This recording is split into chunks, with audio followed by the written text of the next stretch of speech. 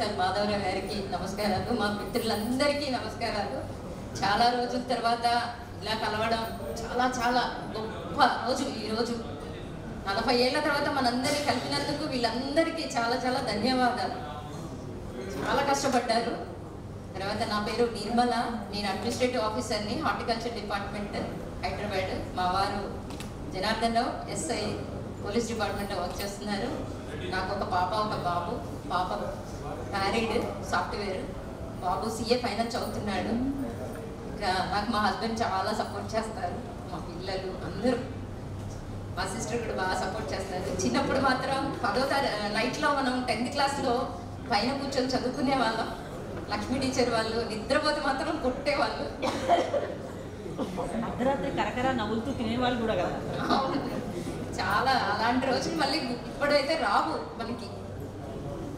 ఇలాంటి అవకాశం ఇచ్చినందుకు అందరికీ ధన్యవాదాలు.